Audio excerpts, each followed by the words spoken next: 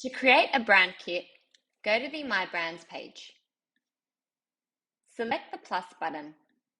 Enter your brand name.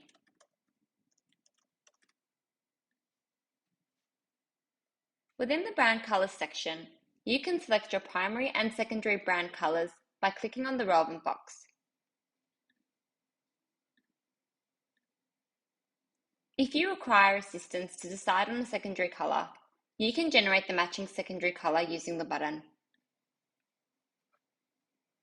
To change the text color, select the relevant box under the primary or secondary category.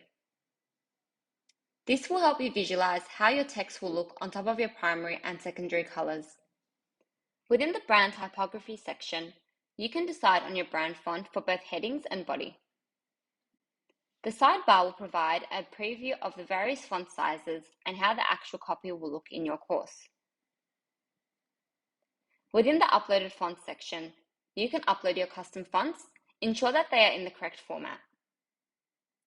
You can also use the link provided to convert your fonts. Within the brand logo section, you can upload your primary and secondary logo. Ensure that your primary logo is a light color and your secondary logo is a dark color.